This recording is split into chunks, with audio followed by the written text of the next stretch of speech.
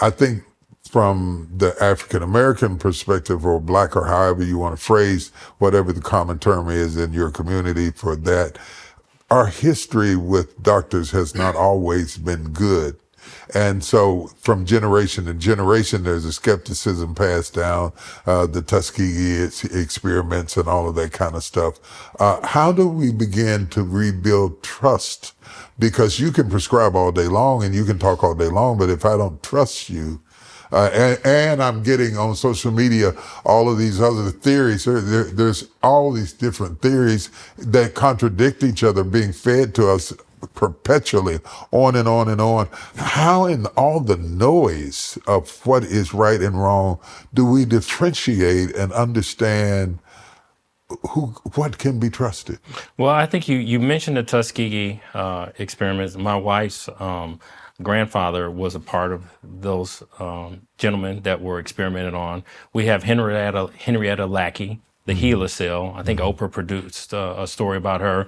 The woman at Johns Hopkins, where they produced the immortal cell line. She had cervical cancer.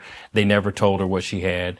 We know that they experimented on young African American men and women at the turn of the last century to learn. And so that created a huge distrust in the African American community.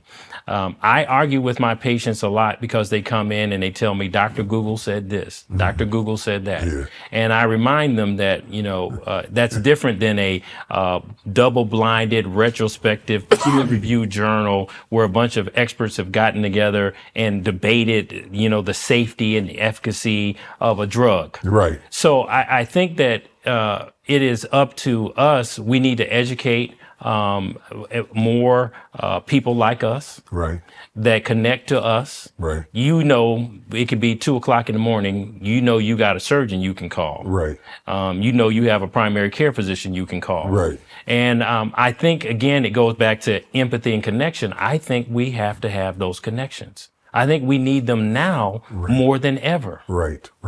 Let's not assume that this generation understands the Tuskegee experiment. Let's take a minute and backtrack and break down exactly what happened in Alabama. So there were a group of gentlemen that were diagnosed with syphilis that were studied to see the effects of syphilis instead of treat it.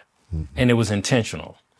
And I do research, and part of my certification for research is I have to go back and look at the Tuskegee experiments, what happened in Nuremberg when they found out what Hitler was doing. Hitler was experimenting on twins. He was operating on people. They put Russian soldiers in the cold to see how hypothermia affected the body. And so now we have all these laws and rules to try to protect people for that. But basically, black people were experimented on and not provided the health care in order to treat other people, other Americans, white Americans, with the information that was garnered from those experiments.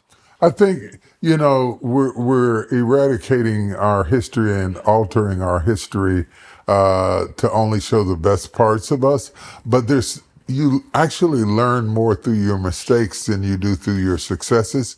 And just for the benefit, so that history doesn't repeat itself, we need to have some knowledge about that. And it's not just in America, it's also in Africa. They were experimented on. All sorts of things were done through colonization.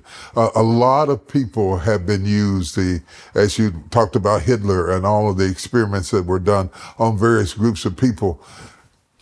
Why isn't it true that we are not more united in speaking out and speaking up, since this is a common problem amongst poor people? Let's be honest. Right. Rich people are not experimented on like that.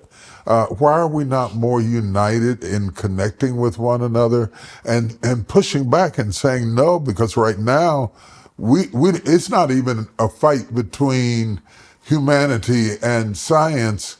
We are letting people make decisions about our bodies who have no medical background at all. It's become more political than it has been medicine.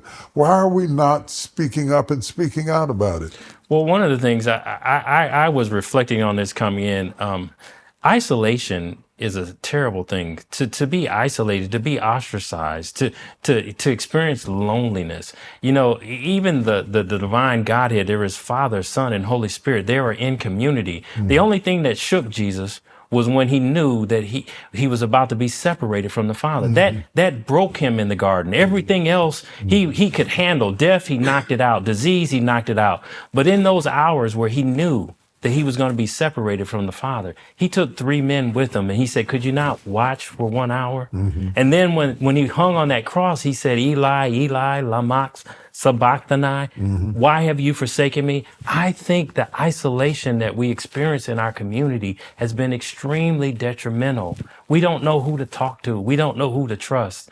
And I think when you look at what's going on in social media, all of these hoaxes, all of these death hoaxes. So-and-so died today. Right. No, they didn't. Right. So-and-so just did this. No, they didn't. Yeah. I think, and then now AI can put a picture of you, make you talk. Yeah, use and you your can voice. just say, and use your voice and say, I just went into the church and shot 5 people. And it would go all over the internet. Yes. And people would be trying to fact check it. Yeah, I've been dead 5 times, by the way. Okay, I have read in the paper I'm dead. This misinformation, disinformation, it is becoming harder and harder to separate the hamburger from the steak. How do we? I think what you're saying, what I hear you saying is the same thing that we advise people about building relationships with their bankers, building relationship with your doctors. Right. I think that not just coming in a crisis situation, you handle crisis and trauma in emergency rooms and all that sort of thing, but we need to wait. We don't need to wait till the house burns down to call the fire department. Right. We have to have those relationships. We were built for community. It's not good that man should be alone. To me, there's nothing more devastating than isolation. When I meet people that are suffering, particularly the ravages of mental dysfunctions and thought disorders, they isolate themselves. Right. When people get ready to commit suicide, they isolate themselves. Their parents say, we didn't know what was going on. Little Johnny was up in the room. We thought he was all right. We went up there and little Johnny had taken pills or little Johnny had shot himself.